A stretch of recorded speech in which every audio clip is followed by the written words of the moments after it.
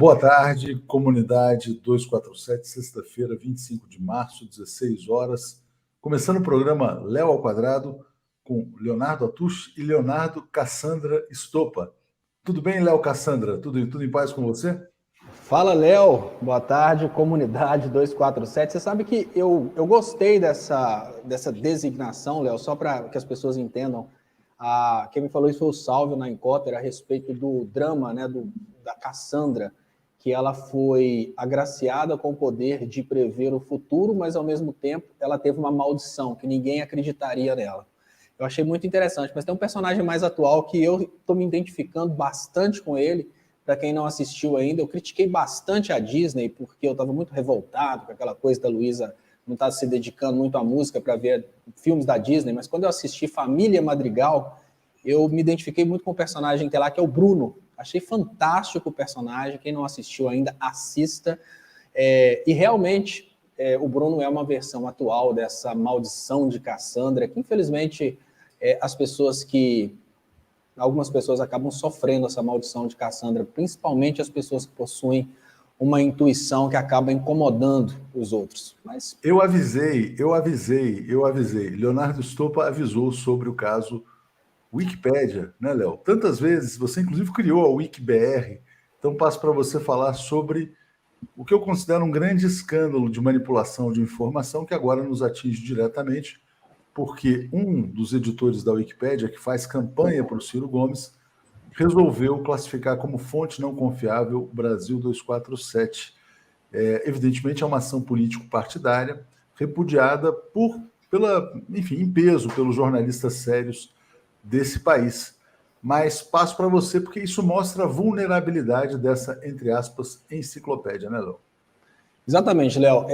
Eu vou começar dizendo, no meu ponto de vista, está muito errado falar a Wikipédia, porque, para mim, ela não é uma enciclopédia. Então, eu sempre vou falar o Wikipédia, porque eu estou me referindo a um site que é, talvez, igual ao site da Jovem Pan. Então, o Wikipédia, que é um site na internet que se propõe como uma enciclopédia colaborativa, ele é, na verdade, um veículo composto por vários editores e vários administradores. Esses vários editores e administradores são pessoas que possuem não um diploma de jornalismo ou necessariamente uma formação na área de comunicação, mas possuem uma vontade muito grande de escreverem e são influenciáveis.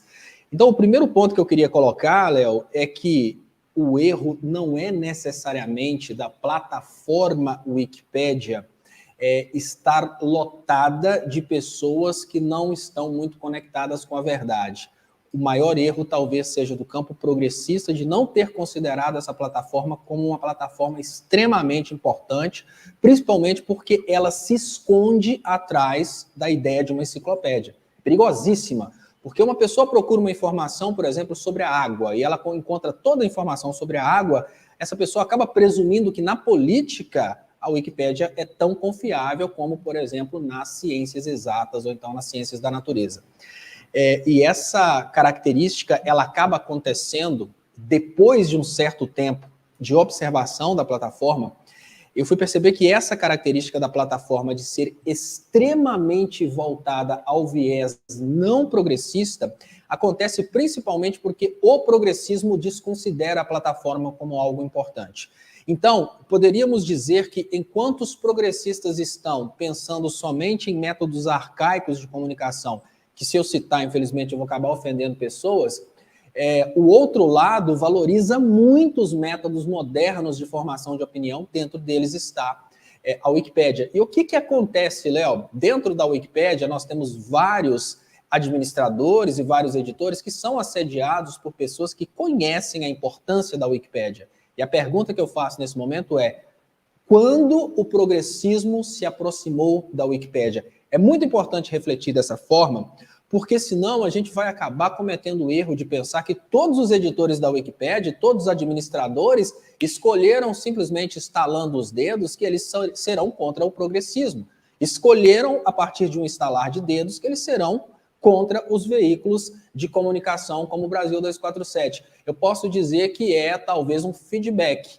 Por que a esquerda se sente muito intelectual e desconsidera a Wikipédia como fonte de informação, a Wikipédia retribui fazendo um produto que não é direcionado à esquerda, já que o público dela não é a esquerda. Ela retribui atacando a esquerda, castigando a esquerda e supervalorizando, obviamente, o outro lado. E tem um outro ponto que é muito importante. Como a plataforma já se consolidou como uma plataforma neoliberal, você que acaba de entrar na plataforma e quer ser aceito como bom editor, você é obrigado a escrever coisas que vão fazer vezes pro neoliberalismo. Se você escrever qualquer coisa contra o liberalismo ou o neoliberalismo ou a favor do progressismo, seu verbete será deletado. Então imagina o seguinte, você começou a editar na Wikipédia. Então você procura, por exemplo, o Igor Fuser. Muito importante, na Wikipédia nós temos um verbete do Paulo Cogos. Quem é o Paulo Cogos para ter uma relevância acadêmica, uma relevância enciclopédica? Qual que foi a contribuição do Paulo Cogos para a sociedade enciclopédica? Mostrar para as pessoas como não usar máscaras nos shoppings. Isso foi a contribuição dele. Por isso ele tem um verbete na Wikipédia. Aí você procura, por exemplo, o Igor Fuser. Eu cito o Igor Fuser na minha dissertação de mestrado e eu queria fazer uma referência para o Igor Fuser. Fui procurar a Wikipédia dele para encontrar mais informações e um dos maiores cientistas políticos do mundo não está na Wikipédia. Por quê? Porque se um novo editor da Wikipédia perder, por exemplo, 3 ou 4 dias editando um verbete sobre o Igor Fuser, ele vai ter esse verbete deletado na sequência. Porque o Igor Fuser, ele será descredibilizado porque ele pertence ao campo progressista e o 247 não é fonte fidedigna. O DCM não é fonte fidedigna, a revista Fórum não é fonte fidedigna. Então, vão eliminar o verbete sobre o Igor Fuser. Qual que é a reação óbvia desse novo editor? Eu não vou tentar insistir, porque senão nenhum verbete meu vai ser aceito. O que eu vou fazer? Ou eu vou escrever sobre ciências naturais ou sobre qualquer outra área, ou então eu vou ser liberal e vou escrever sobre pessoas importantes para o Brasil no liberalismo, como, por exemplo, Paulo Cogos, que ensina como que as pessoas fazem para não usar máscaras em shopping. Essa dinâmica que foi denunciada por mim, inclusive para o Ministério Público, eu não fiz uma denúncia apenas na internet. Eu fiz um ofício e entreguei para o Ministério Público investigar. Quando o Ministério Público respondeu, arquivando o ofício que eu enviei para a equipe do Lula, enviei para o Rogério Correia, enviei para o Paulo Pimenta, enviei para o 247, enviei para todos que estão em contato falando, isso vai ser uma bomba no período eleitoral. Essa denúncia falava exatamente sobre isso. A Wikipédia não tem uma pessoa no Brasil para responder pelos danos que eles causam. Então, quem que você vai intimar no momento que você vai, por exemplo, processar uma pessoa que deletou seu verbete? A gente não tem uma neutralidade de expressão na Wikipédia. E o mais importante, quando você procura, Léo, na Wikimedia, que seria a grande instituição que embarca as Wikipédias ao redor do mundo, as regras sobre o que é relevante para a Wikipédia não é o que eles consideram como fonte fidedigna. Eles não teriam a palavra final sobre o que é e o que não é fonte fidedigna.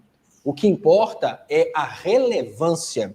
E falar que o 247 não tem relevância, como naquele vídeo que eu enviei para você, que é um vídeo que me parece que deve ter mais de um ano falando exatamente isso, querer dizer que o 247 não tem relevância porque você não concorda com o que o 247 fala, é a mesma coisa de querer dizer que a Anitta não tem relevância porque eu não gosto da música dela, ou que o Pablo Vittar não tem relevância porque eu não gosto da música dele. Mudando de assunto para que as pessoas não imaginem que eu estou fazendo críticas a Anitta ou ao Pablo Vittar, que o Tico Santa Cruz, sou muito fã do Tico Santa Cruz, mas usando como exemplo, o Tico Santa Cruz é irrelevante porque eu não gosto da música dele. Não, isso não interessa. Se você, editor ou administrador da Wikipédia, não considera aquele conteúdo relevante ou aquela pessoa relevante, o que importa é que ela é relevante para uma parcela considerável da sociedade. Deixa eu só fazer umas observações sobre o que você falou. A questão da esquerda em relação à Wikipédia é o seguinte, tem muitas pessoas de esquerda que participam da Wikipédia, que editam, mas há uma diferença entre as pessoas de esquerda e os picaretas. As pessoas de esquerda têm um compromisso com a ética, né? Então, evidentemente, quando elas vão participar de uma edição, elas tentam ser objetivas e seguir o princípio da neutralidade. Os picaretas não.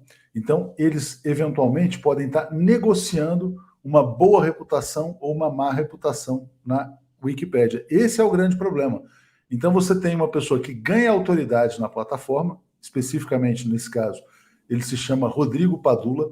Aí ele se torna um militante da campanha presidencial do Ciro Gomes, né?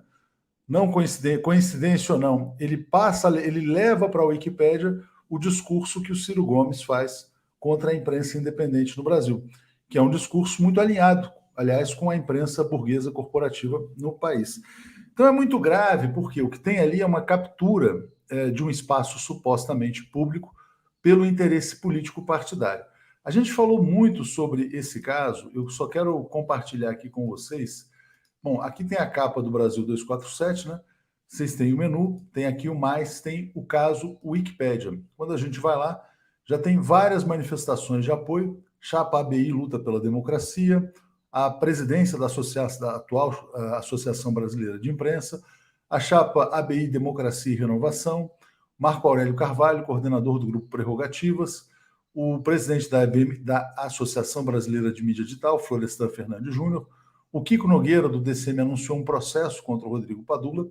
O Padula usa como fontes para atacar o Brasil 247 um site chamado Todos com Ciro, da campanha do Ciro. É uma vergonha, né? É uma humilhação, inclusive, para os editores sérios da Wikipédia.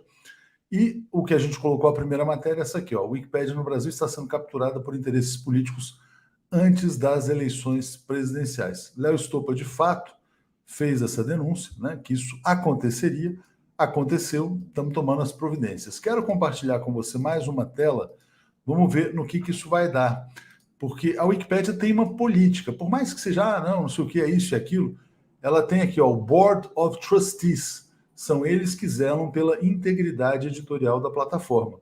Então, esse caso, essa deformação que aconteceu aqui no Brasil, é uma corrupção. O que é a corrupção? Corrupção é você capturar o público pelo privado. Se a Wikipédia é um espaço público, pelo menos como eles se declaram, ela não pode ser capturada pelo interesse privado particular do Ciro Gomes, ou de um militante do Ciro Gomes, ou do jornal o Globo, né, que está alinhado ali nessa questão contra o Brasil 247. Então tem aqui os conselheiros da Wikipédia, que eles zelam pela sua integridade. Vamos ver quais vão ser as consequências. A gente vai até as últimas consequências e vou só compartilhar um tweet do rapaz, do Rodrigo Padula, em que ele faz o seguinte, ele diz assim, ele questiona o Grupo Prerrogativas. Gostaria de ouvir do Prerro porque um jornalista pode escolher suas fontes, mas a Wikipédia, plataforma online privada, ele coloca como plataforma privada, colaborativa, que ela se coloca como espaço público, mantida por uma fundação sem fins lucrativos, não tem poder de determinar em quais fontes confiam, qual o lastro legal dessa posição. Ele está falando como dono da Wikipédia. Então, atenção, se você, por acaso, é professor, historiador, gosta da Wikipédia, usa como fonte, como referência, se contribui, se colabora, se ajuda a editar, tem um picareta no Brasil chamado Rodrigo Padula, que está na campanha do Ciro Gomes, falando nas redes sociais como se fosse dono da Wikipédia. Então, ele está corrompendo e ferindo a política editorial desse instrumento que é útil de pesquisa para muitas pessoas. Léo, devolvo para você complementar, já a gente muda de assunto, porque já falamos demais de Wikipédia. Diga lá, Léo. E Léo, eu sou obrigado a dizer que, olha, eu temo até em dizer isso, mas agora é preciso pensar o seguinte, a Wikipédia faltou com a esquerda ou a esquerda faltou com a Wikipédia? Porque se temos uma maioria de administradores que são de um país pobre e miserável, destruído pelo liberalismo, e essa maioria de administradores e editores, eles são pessoas liberais, é porque faltam editores progressistas na Wikipédia, faltam administradores progressistas na Wikipédia. E eu fiz uma experiência no sentido de demonstrar para as pessoas que o progressismo estava sendo boicotado na Wikipédia. Eu fiz isso há 2 anos atrás. Eu tive todo o esforço de montar um servidor e montar uma plataforma paralela e convidar a esquerda para começar a editar nessa plataforma, para a gente ter uma plataforma não enviesada para o liberalismo. E eu posso dizer nesse momento que eu queria agradecer muito as 2 pessoas que vieram para a plataforma, para pegarem firme na plataforma, 2, que é a Jurema e o Hugo. Então, eu queria agradecer de coração a Jurema e o Hugo. Foram os 2 que vieram para o WikiBR para ajudarem na escrita dos verbetes de esquerda. E uma das coisas que me foi mais marcante mesmo foi o seguinte, Essa ideia surgiu quando a Wikipédia derrubou o verbete da cota editorial. Quando a Wikipédia derrubou o verbete da cota editorial, eu falei, isso é um absurdo, porque a cota editorial, ela publica livros de vários progressistas, tem prêmio. Falar que o Leonardo Stoppa é irrelevante, tudo bem. Agora, falar que uma editora é irrelevante, não faz sentido. Então, eu comecei a fazer o servidor por causa da Cotter. E a Cotter fez um verbete na Wikipédia, que foi deletado, um verbete gigantesco, que tinha aproximadamente 40 citações. E quando ela foi fazer o mesmo verbete na nossa plataforma, na WikiBR, ela fez um verbetezinho desse tamanhozinho e deixou para lá. Então eu percebi que não é necessariamente apenas a Wikipédia que estava faltando com o progressismo, mas o progressismo que não estava nem aí para a Wikipédia. Por quê? O progressismo ainda estava pensando nos métodos arcaicos de comunicação. Agora a coisa começa a pegar. Infelizmente, quando a gente fala 1 ano, 2 anos antes, ou nesse caso, falando sobre essa plataforma, já tem 4 anos que eu estou falando, e eu tenho demonstrado como eles têm perseguido progressistas, né? Eu peguei, por exemplo, o caso do Carlos Orsi, que foi deletado na Wikipédia quando criticou o Bolsonaro. Ele estava lá há 10 anos. Mostrei o caso do Paulo Cogos e do Igor Fuser, né? Um cara extremamente sem relevância acadêmica. Paulo Cogos, olha, um trabalho maravilhoso que você faz de entretenimento. Respeito o Paulo Cogos. Eu pedi desculpas pelo WhatsApp para o Paulo Cogos quando as pessoas começaram a zoar o Paulo Cogos na morte do Olavo de Carvalho, que eu acho que a gente não pode abusar de uma pessoa na morte de um ídolo. Se é ídolo dele, ele escolheu. Eu pedi desculpa pela esquerda. Eu falei, cara, a esquerda não sabe o que faz. Isso não é nação. Mas ele não é relevante academicamente, perto de um Igor Fuser. Vamos cair na real. Eu não sou relevante academicamente perto de um Igor Fuser. Imaginar que o Paulo Cogos está lá como uma pessoa super relevante e o Igor Fuser, que eu fui procurar para poder fazer uma citação, não está lá, é realmente uma demonstração que existe um viés extremamente ideológico. Mas qual a origem desse viés ideológico? Eu passei a conversar com editores e administradores da Wikipédia que começaram a conversar comigo e começaram a me... Não é esse Padula, lógico que não é o cara que está por trás da hipnose dos demais. Os editores que votam, os administradores que votam, eu comecei a conversar com eles. São brincalhões, pessoas extremamente educadas, gente boa, e que não se acham perseguidores da esquerda. Eles não acreditam que estão fazendo a coisa errada. Ou seja, uma inteligência muito... Olha, para eu falar com eles que a Wikipédia tem um viés liberal, eu perdi a paciência. Eu tentei de todas as formas mostrar, cara, você precisa entender que isso é o viés liberal. Não é. A gente tem um conselho que decide, todas as pessoas votam. Não é o que você está pensando. Eles acreditam que estão fazendo a coisa certa. Eles não percebem que estão sendo manipulados. E olha bem, se eles acreditam que estão fazendo a coisa certa e eles não percebem que estão sendo manipulados, é porque alguém deu para eles aquela informação como sendo a única informação válida. Ou seja, falta uma informação do campo progressista. E hoje, quando eu penso em novas mídias e novas tecnologias, eu já não insisto mais, assim como o personagem Bruno do filme que eu estou falando, eu me tranco num porão e vou viver com os ratos, porque não adianta eu tentar fazer previsões, porque eu sei que a esquerda vai ignorar até o momento em que a coisa vai naturalmente explodir, como aconteceu agora. Para quem está escrevendo que a Wikipédia é irrelevante, não pensem isso. Jamais. A Wikipédia, ela pode ser irrelevante para nós que temos consciência desse viés ideológico. Mas para as pessoas fora da bolha que estuda política, é uma enciclopédia. Então eu volto a dizer, espera aí, se na Wikipédia está falando tudo a respeito da água, eu estudei exatamente isso sobre a água, está tudo certinho, mas a própria Wikipédia está falando que o Lula é ladrão, etc., e que o STF manipulou para tirar o Lula da cadeia. Então, as duas coisas estão corretas. Isso é o pensamento do ser humano comum que não é politizado. Ela é muito perigosa e agora eu não sei se tem mais o que fazer, porque é uma plataforma que dificilmente vai ser interrompida pela justiça brasileira agora nessa reta final. É uma plataforma que dificilmente vai se tornar democrática. É uma plataforma que dificilmente vai responder antes do período eleitoral, ou seja, é uma plataforma que o campo progressista perdeu. É preciso admitir isso. Pode ser. Eu entendo o seu ponto, Léo. Mais importante do que, na verdade, usar os mecanismos da Wikipédia para denunciar os picaretas é atacar a própria credibilidade da Wikipédia e deixar de usá-la como referência. Só que isso tem um problema. Por quê?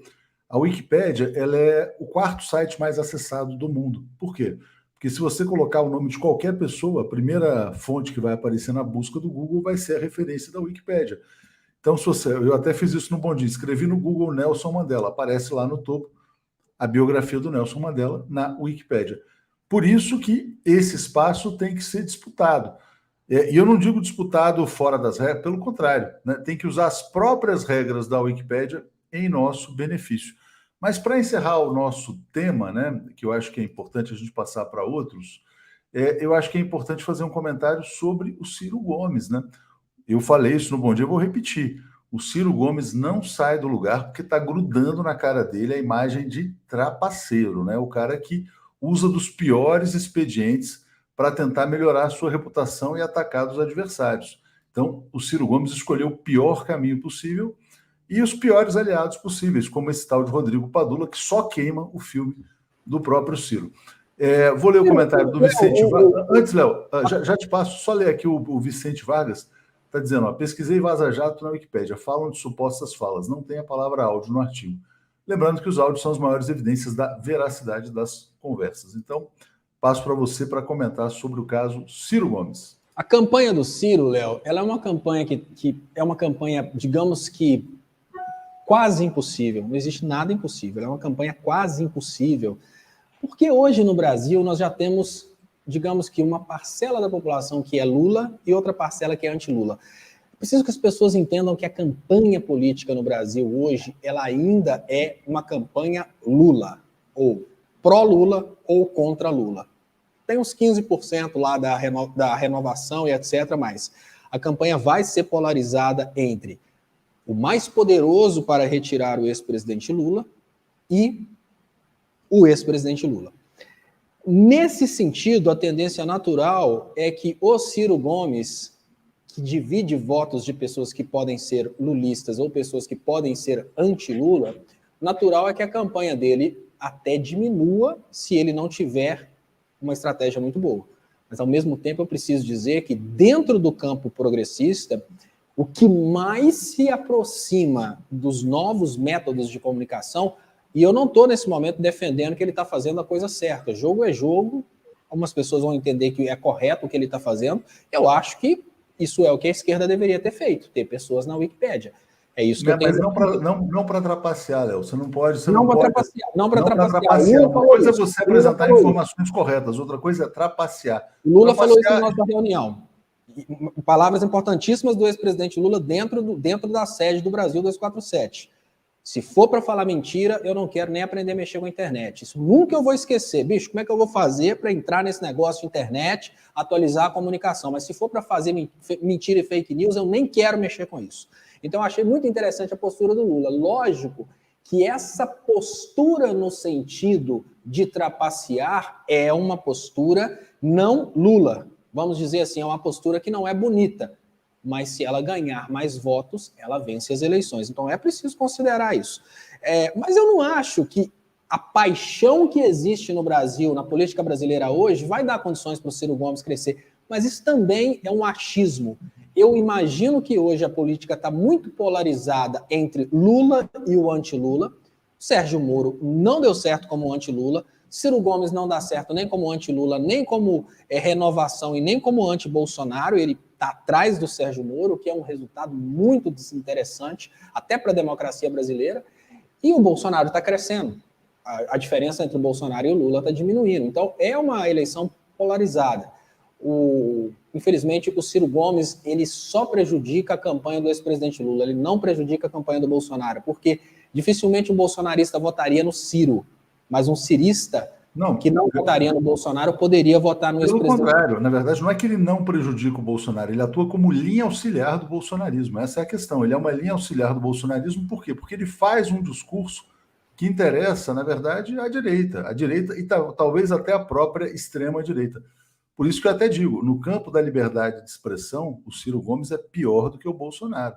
O Ciro Gomes é muito mais perigoso do que o Jair Bolsonaro, porque pelo menos o Bolsonaro faz a defesa da liberdade de expressão para defender o sistema bolsonarista de comunicação. Ele criou vários veículos, etc. e tal, vários ligados a fake news, isso já foi demonstrado na CPI das fake news, vários deles não têm nenhum compromisso com o que possa ser minimamente chamado de jornalismo, mas, em função disso, como ele tem um sistema de comunicação dele, ele faz a defesa da liberdade de expressão. É uma libertinagem de expressão? Pode ser, né? Mas o que o Ciro faz é mais grave. Ele faz a defesa da censura. É uma censura indireta. No momento em que você qualifica alguns veículos como não confiáveis e você permite que sejam confiáveis, Veja, Globo, Estado de São Paulo, Folha de São Paulo, o que o Ciro Gomes está fazendo? Ele está trabalhando para o grande capital. Quem o grande capital hoje tem como candidato? Jair Bolsonaro, né? Ou a terceira via. Se a terceira via não vingar, que seja o Bolsonaro de novo. Então, o Ciro Gomes é linha auxiliar. Por mais que ele fale, eu tenho um programa, um projeto nacional de desenvolvimento, isso aí é para enganar trouxa, é para enganar otário, né? Porque o Programa Nacional de Desenvolvimento qualquer um pode ter, né? A questão é o seguinte, quer dizer, um cara que tem um programa de desenvolvimento brasileiro, ele não ataca os veículos de comunicação que defendem a soberania nacional, né? E não trabalha para os veículos de comunicação que trabalham para o entreguismo. Se o Ciro fosse desenvolvimentista, ele não trabalharia para a Globo e não atacaria o 247, os veículos independentes. Então, o Ciro é um entreguista, como o Jair Bolsonaro, e aquele livrinho dele é uma grande fraude, como tudo que está ligado ao Ciro Gomes. Mas vamos virar a página desse outro picareta da política brasileira. Léo Atucci virado na peste. Não é virado, assim. O virado Ciro, ou virado, Não, é a Kátia Machado. O Ciro é linha auxiliar do Bolsonaro. Ele não encontrou um outro espaço. Ainda que não queira, ele acaba sendo campanha do Bolsonaro, que ao destruir os veículos progressistas e ao destruir o único que tem condições de vencer o Bolsonaro, de fato, que é o ex-presidente Lula, ele vai reeleger o Bolsonaro, lógico, né? A Ana Vilela está dizendo assim, a ética nas eleições brasileiras tem sido como futebol arte. É o melhor, mais bonito, mas não ganha Copa. Está lembrando da Copa de 82. Pode ser, mas olha, as pesquisas estão dizendo que vamos dizer assim, a arte da boa política, e o exemplo disso é o ex-presidente Lula, com as suas alianças, com o Guilherme Boulos, com o Fernando Haddad, com o Geraldo Alckmin, está ganhando. Está ganhando para presidente, está ganhando para o governo de São Paulo. O Lula hoje anunciou que o Boulos vai ser o próximo prefeito de São Paulo. Então, o Lula está jogando limpo, está jogando bonito, e está em primeiro lugar e as pessoas estão reconhecendo. Os trapaceiros estão ficando para trás. Passo para você falar sobre os fatos políticos. O bom da campanha do Lula, uma coisa muito forte na campanha do Lula, Léo, é o seguinte: quando o cidadão percebe que ele foi enganado, ele desenvolve um ódio muito grande daquele que o enganou. Então, isso é um elemento interessante, que se a campanha do Lula souber utilizar lá na frente, é até bom que os outros façam muitos fake news para serem utilizados lá na frente. Que aí, na hora que o cara receber aquela informação que, olha, o cara me enganou lá atrás, agora eu pego o ódio desse cara e trabalho contra ele. Isso é interessante, muito bom. Mas, em contrapartida, é o timing, né, da campanha ter esse poder de mostrar para o gado que o gado foi enganado. Mas, de qualquer maneira, só para esclarecer, que um colega trouxe essa questão aqui, o que eu disse é exatamente isso. O Ciro acaba prejudicando a campanha do ex-presidente Lula, porque muitas pessoas que votam no Ciro são pessoas que não votariam no Bolsonaro, e por isso são pessoas que poderiam votar no Lula, por exemplo, para o Lula eventualmente ser eleito em primeiro turno. Mas tem muitos outros elementos. A gente não pode olhar somente para o Ciro e imaginar que todo o problema da campanha do ex-presidente Lula está no Ciro. É preciso admitir que durante os últimos anos o PT não teve um avanço considerável no marketing digital, vamos dizer assim, nas novas mídias, novas formas de comunicação. Ele não criou a tão sonhada agência de inteligência na comunicação para coordenar os canais de esquerda sobre o que o PT tem a dizer, o que o Lula tem a dizer, qual que é o real direcionamento. São coisas que eu imaginava que nasceriam e acabaram não nascendo. E o Ciro Gomes está fazendo isso. Então, essa forma como o Ciro Gomes está conseguindo desarticular, balançar e incomodar os canais que defendem a candidatura do ex-presidente Lula é exatamente uma demonstração do poder que as novas mídias acabam tendo Não, nesse Léo, mas, momento. mas eu Então, discordo de imagina. você. O Ciro está fazendo, mas está dando errado, né? Porque ele não sai do lugar. Está dando Não, errado. não, não estou dizendo isso, não. Estou dizendo como ele conseguiu incomodar, como ele conseguiu balançar. O cara conseguiu.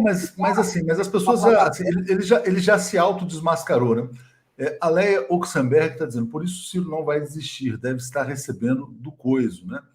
Nunca se sabe, né? Nunca se sabe. Mas o fato é o seguinte, quer dizer, o fato é que o plano dele, mais uma vez, fracassou. É isso que deve deixar ele revoltado. Ele vai lá, ele acha que está nos atacando, mas ele nem imagina, na verdade, Léo, a dimensão dessa comunidade 247. Aqui pela TV 247, pelo site, passam as pessoas mais conscientes do Brasil, né?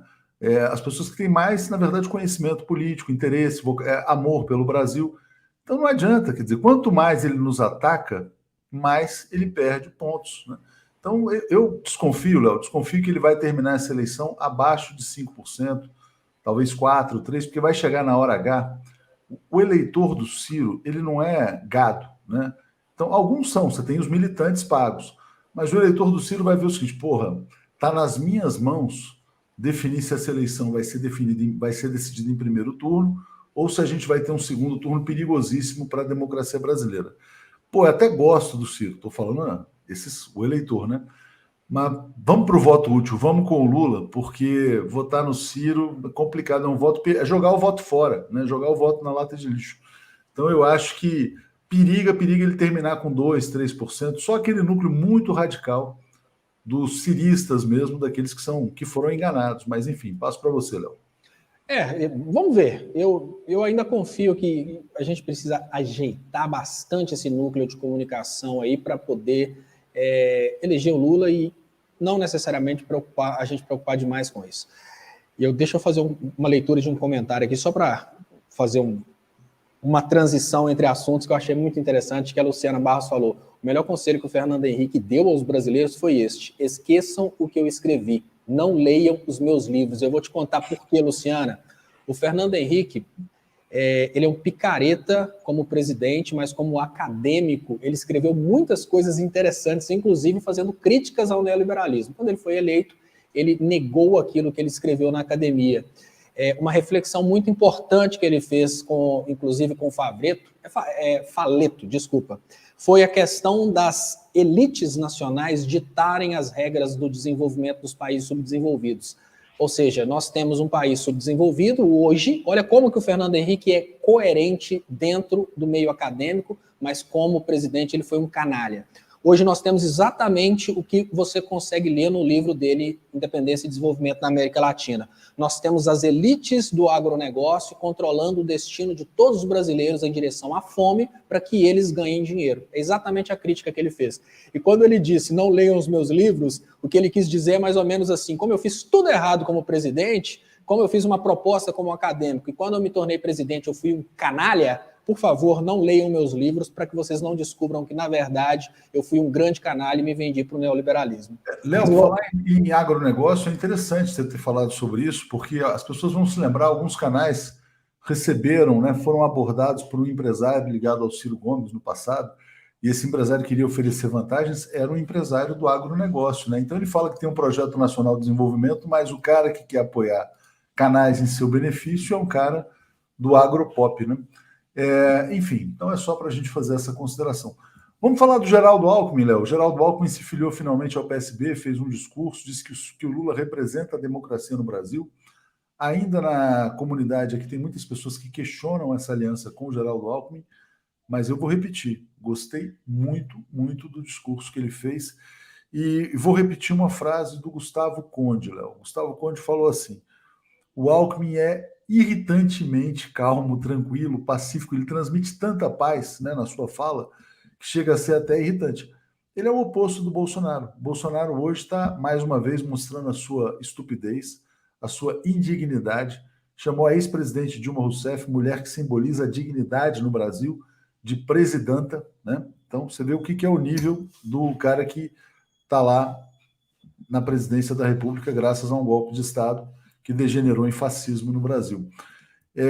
Então, dizendo isso, né, é um contraste muito grande, né, entre o Brasil da estupidez, da agressão, da violência e o vice que transmite paz. Então, peço para você falar sobre o Brasil, o Geraldo Alckmin no PSB? Bom, gente, eu acho fantástica a aliança Lula e Geraldo Alckmin. Eu queria começar dizendo para vocês que o Alckmin é do mal. O Alckmin é o mesmo Alckmin, ele não regenerou porque mudou para o PSB. Mas a possibilidade de a gente ter uma aliança que vai levar o Lula à presidência anula completamente qualquer necessidade de avaliar o passado do Alckmin. Isso porque eu não quero tentar ser aquele passador de sabão que vai esquecer tudo que o Alckmin fez e tudo que ele representou, só porque agora ele é vice do Lula. Mas eu digo para vocês uma coisa, é melhor o Lula ser eleito, volto a dizer, o que negócio é ganhar a eleição. É melhor o Lula ser eleito com o Alckmin como vice do que o Lula ser derrotado e a gente ter o Bolsonaro como presidente. Então vamos cair na real, vamos bater palma e vamos considerar esse movimento um movimento extremamente assertivo. Porque, apesar de que é a base da pirâmide que vota, essa base da pirâmide ela é influenciada por pessoas que vão ser muito mais convencidas por um Geraldo Alckmin do que pelo ex-presidente Lula. Então, eu continuo dizendo exatamente o que eu disse desde o início. A filiação do Alckmin ao PSB não tira a história dele no PSDB. A filiação do Alckmin e o Alckmin como vice do Lula não anula todas as atrocidades que o Alckmin fez quando o Alckmin representava apenas o neoliberalismo, mas o Alckmin do lado do ex-presidente Lula é sim a possibilidade da chapa ter mais votos e da chapa não sofrer um golpe, porque uma chapa puro sangue de esquerda é uma chapa para chegar e sofrer golpe. Não adianta. Assim como uma chapa puro sangue de direita, como a do Bolsonaro, chegou lá, sofreu golpe e o Bolsonaro não governou. Ele foi fantoche esse tempo todo. Então vamos cair na real. Um pouquinho a menos de radicalismo, vamos tirar a emoção e vamos ser mais racionais, pelo menos aqui dentro da nossa bolha. Adianta o Lula montar uma chapa dos sonhos, a Lula e o Flávio Dino, mas não ter o apoio do empresariado e não ser eleito, ou se for eleito não conseguir governar? Vamos cair na real. Se a gente quer recuperar o Brasil, a gente tem que colocar o orgulho de lado, a gente tem que colocar os rancores de lado e a gente tem que agradecer o Alckmin de ter saído da mina de ouro, de ter saído do partido onde ninguém é processado, onde ninguém responde pelos crimes que cometeu, e ter ido para o lado do ex-presidente Lula. Isso foi um ato de dignidade, porque ele não precisava fazer isso. Qual que é, necessariamente, o motivo do Alckmin fazer isso? Eu acredito que, por mais que não seja possível, nesse momento, dizer que o Alckmin tenha sido um bom político durante o tempo que ele esteve no PSDB, isso seria hipocrisia, é possível considerar, sim, um ato heróico dele de ter sido o cara que escolheu estar do lado do ex-presidente Lula no momento em que o ex-presidente Lula precisa de uma pessoa que tenha credibilidade dos empresários, que o Lula não vai necessariamente fazer qualquer tipo de modelo comunista, uma pessoa que possa ser apontada pela classe média como motivo para votar nessa chapa. O Lula precisa disso, nós precisamos disso, nós precisamos desse nível de credibilidade, é um endosso que o Alckmin está dando para que o médico, o engenheiro, aquele cara que se acha muito importante, muito melhor do que os trabalhadores do chão de fábrica, digam, eu voto nessa chapa porque tem o Alckmin. Então, vamos considerar a lógica. Precisamos vencer as eleições, nós precisamos do Lula na presidência. Precisamos do Lula na presidência, isso é o mais importante. Nós não precisamos do Lula derrotado falando que vai tentar daqui 4 anos. Então essa foi uma medida extremamente assertiva, extremamente estratégica, e eu agradeço o Alckmin por ter abandonado a mina de ouro, que é o PSDB, e ter ido para o lado do Lula para tentar resgatar a democracia, porque é mais ou menos assim, tudo bem, ele deu as carnes para o liberalismo, agora vai entregar a carcaça para o progressismo, mas vamos agradecer pelo menos a carcaça, porque agora a gente precisa desse posicionamento das pessoas mais conscientes, no sentido de dizer, agora está sendo demais. Um pouquinho de liberalismo, mas o povo comendo, tudo bem. Mas agora o liberalismo está levando o nosso povo para a fome. Então eu abandono o PSDB e vou para o lado do ex-presidente Lula, porque eu acho que ultrapassou todos os limites. Então muito obrigado, Alckmin, pelo seu movimento, e muito obrigado a todas as pessoas que compreendem este movimento do PT de aliança com o Alckmin como um movimento para ganhar as eleições e para ter condição de implementar uma política progressista no Brasil novamente, e não tenham aquela atitude de pirraçar e de ficar com o cara emburrado e falar, eu queria que fosse o Lula vice Haddad, isso não é uma chapa que governa, Esse tipo de chapa sem aliança, num país em que todos os partidos estão ali divididos procurando poder, esse tipo de chapa não governa, não vence, não consegue. Léo, vamos seguir. Você mencionou o Haddad, é importante. Deixa eu agradecer aqui ao Amilcar Barros, que chegou como assinante, ao Everaldo Lourenço e também a Kátia, que já tinha chegado um pouquinho antes também. Eu vou botar aqui uma matéria do Haddad na tela, interessante, foto de hoje, importante. Essa aqui, ó, foto do Lula, do Boulos e do Haddad, e o Lula dizendo, em 2024 a gente vai fazer o Boulos prefeito de São Paulo, né? O Haddad dizia o seguinte, quer dizer, quando uma pessoa sai da esquerda e vai para a direita, é recebida com tapete vermelho. Quando uma pessoa sai da direita e vem para o campo da esquerda, o cara só apanha, só leva chumbo, né? Porque o Haddad, ele está mais ou menos alinhado com você. Mas um dia depois da filiação do Alckmin, o que fez o Lula?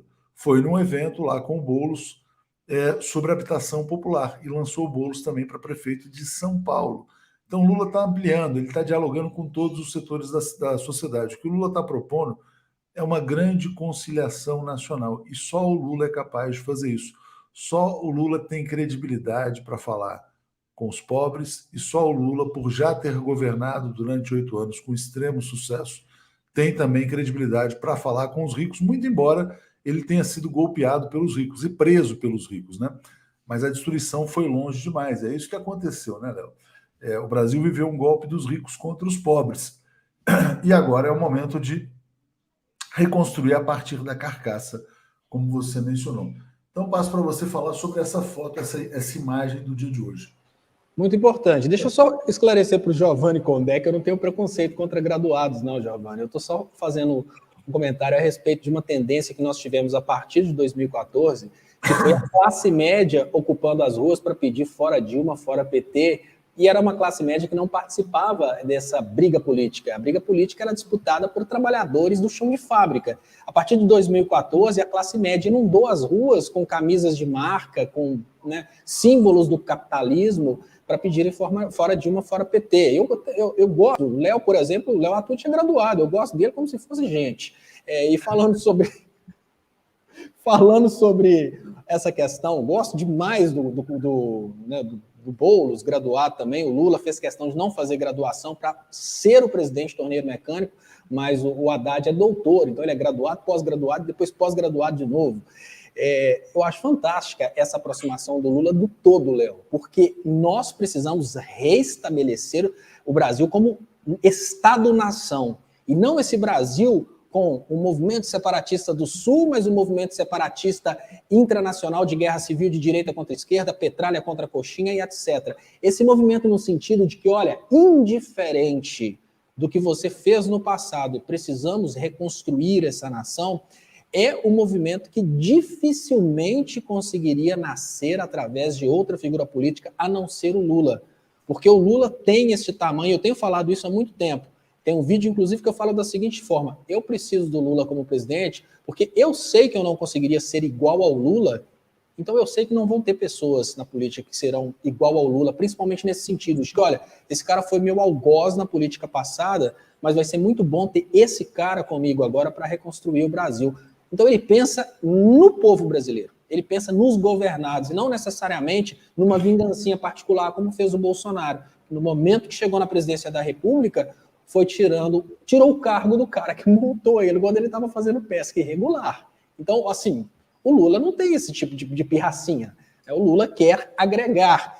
E uma coisa que eu vou falar aqui que parece uma coisa extremamente estúpida, mas o próprio Bolsonaro, se o Bolsonaro, olha, vou abrir mão da minha candidatura e vou apoiar o Lula e quero que o Lula trabalhe determinadas pautas, o Lula vai dialogar com o Bolsonaro. Se as pautas forem boas para o Brasil, ele não vai fechar o diálogo com o Bolsonaro, porque o Lula é diálogo.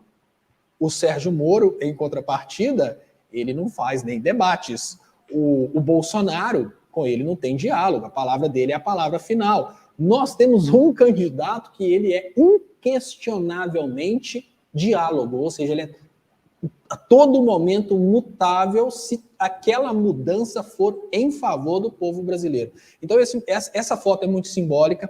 Este movimento de não ter nenhum tipo de indisposição de conversar com ex-PSDB, de conversar com ex-direita, que coisa bonita que o Alexandre Frota fez. No momento que ele começou a entender de política, Ele simplesmente começou a fazer um trabalho social, um trabalho para o povo, porque não foi para o PT, ele continua no PSDB, mas ele se tornou um Alexandre Frota social. Isso mostra que muitas pessoas que estão na política hoje talvez não compreendem exatamente o que estão fazendo, e no momento que elas começam a compreender o que estão fazendo, elas podem começar a fazer algo melhor. O Lula é esse agente transformador que pode pegar um político totalmente ignorante sobre o que é realmente interessante para o povo brasileiro e falar, coloca a cabeça no lugar, começa a governar assim, que é disso que o povo precisa. Esse poder de agregação, se um poder de agregação desse acontece no topo da pirâmide, na presidência da República, ele vai repercutir em toda a nação e ele tem esse poder de restabelecimento daquilo que nós perdemos a partir de 2014, que é a característica de sermos uma nação, de sermos um todo. Hoje somos um Brasil que pode ser reconhecido internacionalmente como um país, mas aqui dentro nós estamos extremamente fatiados. A gente tem grupos que não conversam com outros grupos por causa de questões ideológicas. Essa reaproximação, ela não é apenas necessária, ela é indispensável para a gente restabelecer o Brasil. Pegando o gancho na sua fala, olha que lindo comentário aqui do Barros, né? Léo, irmão, sou petista de longa data, filiado ao PT. Lula é meu herói. Só estou fazendo medicina graças às políticas sociais de Lula e do PT. Precisamos de união com Alckmin para vencer o bolsonarismo. É assim que pensa, por exemplo, a CUT, a Central, né? CUT Central, agora Unida dos Trabalhadores, agora viajei aqui de tanta coisa. Luiz César Nascimento, para o jornalismo independente do Brasil. Elizabeth Coutinho, pode doar para o Delgatti através desse canal? Olha, é melhor consultar o Joaquim de Carvalho, que fez uma entrevista com o Delgatti, vai estar no Boa Noite 247. Por quê? Porque houve um problema do Delgatti com seus advogados. Tinha um Pix aí que estava rolando, mas que foi suspenso. Então, eu não quero divulgar nada antes dessa questão ser resolvida, né? André Marcante está dizendo, em meu pessimismo, penso que o Lula só ganha se os Estados Unidos e o Bolsonaro permitirem. Está muito difícil central única dos trabalhadores. Desculpa, é tanto trabalho que a gente vai tendo lapso aqui. Obrigado ao Rogério Teles aqui, né? Digo isso porque o presidente da CUT, tive um almoço com ele umas 3, 4 semanas atrás, ele era um entusiasta dessa aliança para tirar o Brasil desse atoleiro, né? Então está aqui o André também fazendo comentário. Léo, e aí vou passar para você, né? Eu queria voltar até para o comentário aqui do Barros. Esse aqui, ó, petista de longa data, estudante de medicina, dizendo que o Brasil precisa dessa conciliação para sair do buraco, né? Para vencer o bolsonarismo. Então, passo para você, Léo. Eu só diria uma coisa. Eu acho que, em termos discursivos, é muito mais interessante a gente não ser... É lógico que é muito importante falar sobre a importância de vencer o bolsonarismo, mas para quem é bolsonarista, vencer o bolsonarismo talvez não seja a forma ideal de se aproximar. Então eu gostaria de dizer que essa chapa Lula-Alckmin é muito mais que vencer o bolsonarismo, é o restabelecimento da nossa indústria, é o restabelecimento do respeito internacional, é o restabelecimento do emprego. Então a gente precisa colocar esses elementos no nosso dicionário discursivo para a gente se aproximar das pessoas e dizer realmente coisas que vão ter importância para todas as pessoas, porque o vencer o bolsonarismo não é interessante, pelo menos para 26% do eleitorado pesquisado nas últimas pesquisas. Mas talvez para esses 26% seja interessante voltar a ter emprego, voltar a ter desenvolvimento, investirmos em educação, saúde pública. Então, é preciso falar sobre o que o Lula vai fazer além de vencer o bolsonarismo, porque o nosso objetivo não pode ser vencer o bolsonarismo, tem que ser restabelecer o crescimento, restabelecer o Brasil, porque senão a gente vai estar usando dentro do campo progressista a estratégia de campanha do lado de lá. Só que o lado de lá engaja por ódio, e o nosso público ele engaja por emoção. E a gente não vai despertar esse ódio anti-bolsonarista no bolsonarista que a gente precisa conquistar para o nosso lado. Então é só uma dica de comunicação que eu gostaria de passar para a gente realmente afinar esse discurso. Nós temos muito mais para falar do Lula do que só vencer o bolsonarismo.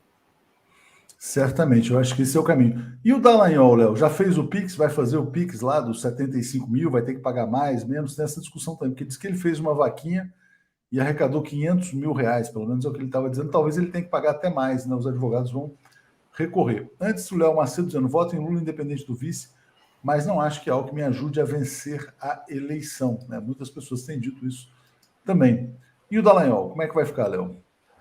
Olha, Léo, a justiça ela tem duas finalidades. Quando a gente tem uma indenização, ela tem duas finalidades, né? Que é indenizar a pessoa que foi lesionada ou lesada por uma injúria, por uma difamação, a moral e também tem a finalidade de punir aquela pessoa porque ela cometeu esse ato. No momento que o Dallagnol faz uso político dessa condenação e arrecada dinheiro através dessa condenação, ao meu ver, ele estabelece um obstáculo entre a intenção punitiva da decisão do STJ e a pessoa dele.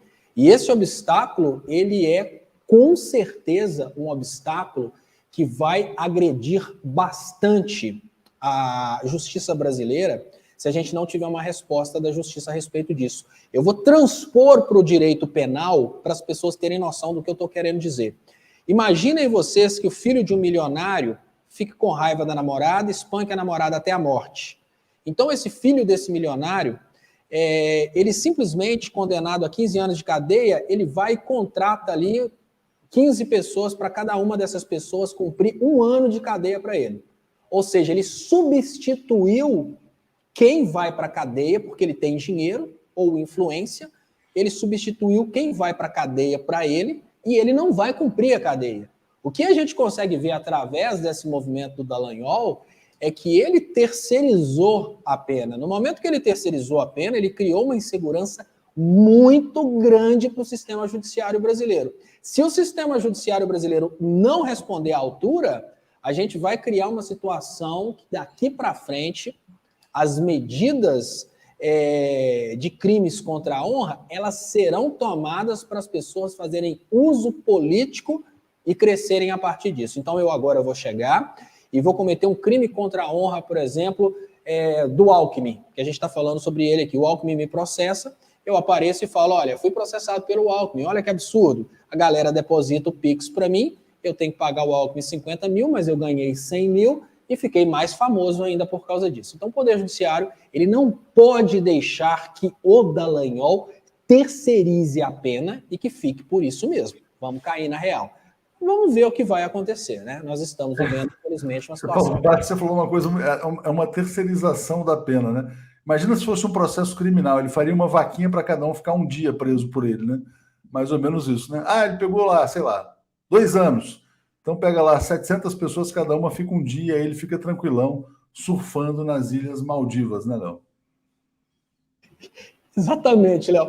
É preciso falar dessa forma para que as pessoas tenham noção de como é grave essa medida do Dallagnol de fazer uma vaquinha para pagar uma pena que foi aplicada a ele como uma forma de o disciplinar a respeito do que ele fez. Ele teve lucro ao ser condenado e se promoveu através da condenação. Se a justiça brasileira deixar isso passar em branco, olha, a justiça vai virar uma piada no Brasil. Uma piada. Mas vamos ver o que vai acontecer, porque eu acho que poucos no Brasil consideram a justiça diferente de uma piada.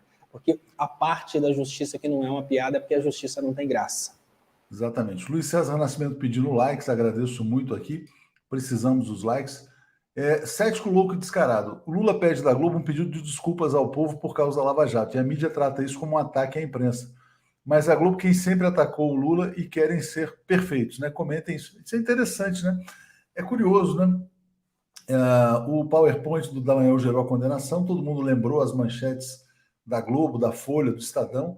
Aí o Lula pede um pedido de desculpas e fala, atacou a imprensa. Como atacou, né? Atacar o que o Bolsonaro faz todos os dias, atacar o que o Ciro Gomes fez através desse Padula, né? Agora, o que o Lula fez foi, por favor, peçam desculpas, né? Quer dizer, acho que é uma coisa ultra mega civilizada. Diga, Léo. Você pedir à imprensa para... Como são distorcidas as coisas, né? O Lula, ele não processou a imprensa e pediu para fechar a Globo, porque a Globo falou mentiras. Ele pediu à imprensa para se retratar, o que é absolutamente normal e é direito dele. É o direito de ter uma retratação nesse sentido. Agora, a proposta que a gente tem para os outros a respeito da imprensa é de fechar canais, né? Inclusive, nós tivemos jornalistas demitidos de veículos de comunicação porque esses jornalistas estavam em veículos bolsonaristas, que naquele momento esses jornalistas estavam contra o Bolsonaro, por isso foram demitidos. Isso realmente é censura. Agora, eu fazer um comentário do tipo, é preciso que a imprensa se retrate das mentiras que ela falou no passado. Se a gente for considerar a expressão da necessidade de retificar uma mentira falada no passado como uma forma de censura, olha, a gente está vivendo uma situação extremamente bizarra no que diz respeito à interpretação da fala do que vem de um lado e à interpretação da fala do que vem do outro. E lembrando, trata-se do mesmo grupo de imprensa que agora está criando uma forma de transparecer a ideia de que os veículos paralelos, os veículos não hegemônicos, não são fidedignos, né? Então, a gente está realmente vivendo uma piada na justiça, uma piada na imprensa e uma piada nos conceitos. O conceito de censurar a imprensa, ele agora está virando uma coisa muito bizarra. Olha, eu critico uma postura passada da imprensa, eu estou censurando a imprensa, está muito estranha essa nossa nova realidade. E está, né, obviamente, fazendo a gente até rir por causa disso. Exatamente. Léo, eu vou fazer aqui uma divulgação agora. Amanhã, às 8h30, teremos documentário de Joaquim de Carvalho, A Grande Farsa, como o Moro enganou o Brasil e ficou rico, né? Está subindo, já foram feitas as revisões. Então amanhã um documentário para liquidar de vez, quem sabe, a candidatura do Marreco. Não percam documentário de Joaquim de Carvalho, mestre na arte de contar histórias jornalísticas, reportagens. Então amanhã teremos aí grande evento aqui na TV 247. Passo para você, Léo, comentar, Moro, né, se quiser, e fazer já um Eu vou comentar o brilhantismo do Joaquim de Carvalho. Eu preciso falar sobre o orgulho que é trabalhar no mesmo veículo que esse gigante da comunicação.